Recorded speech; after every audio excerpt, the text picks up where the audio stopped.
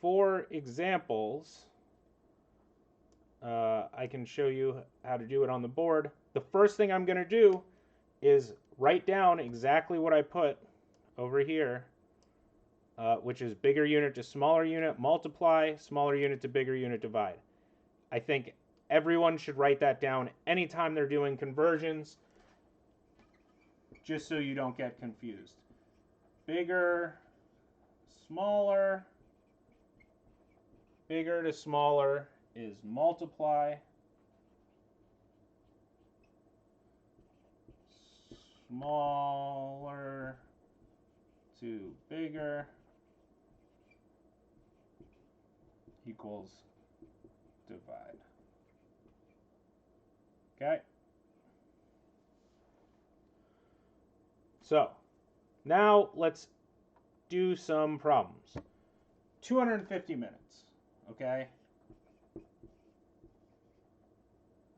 equals how many hours? So I know that 1 hour equals 60 minutes, right? So 1 hour equals 60 minutes. So since we're going from minutes to hours, and I know that the bigger unit is the one that has 1, and the smaller unit is the one that has more than 1. So hours are bigger. Everyone should know that just automatically, that hours are longer than minutes, right? So we're going from a smaller unit to a bigger unit because we're going from minutes to hours, so we need to divide. And what are we dividing by? We're just dividing by 60. Okay? So to divide by 60, we're just doing 250, okay, divided by 60. Now, we can basically, now when we're doing this, I'm thinking of 60 almost like 6, right? So 250 divided by 60, okay? So I know that 6 goes into 25 4 times with the remainder of 1. So 60 times 4 would be 240, okay? So the answer would be 4 and then remainder 10, okay? So what we could do, so 4 remainder 10 is 250 divided by 60.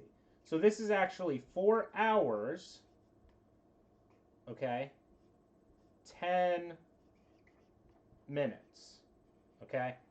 So 4 hours, 10 minutes is the answer for 250 minutes. Now, they might want you to do it in a fraction, or if it's multiple choice, 4 hours 10 minutes might not actually be one of the choices. It might actually have hours and then a fraction, right? So we need to figure out. So as I've said before, when converting a remainder into a fraction, all we're doing is we use the remainder as the numerator, or the top number, okay? And then the denominator is the divisor, or whatever we're dividing by, right? So this turns into 4 hours. Well, actually, it would be 4 and 10/60th hours. Now, I can't imagine that any test would have 10/60ths as an answer, because this is not the reduced or proper form of the fraction, so we have to reduce it. And to reduce it, you have to find a number that you can divide both of these numbers by, the same number. So you're finding a common factor. And I know, since both of them end in 0, that I can divide both of them by 10. So 10 divided by 10 is 1. 60 divided by 10 is 6. So it is 4 and 1/6 hours.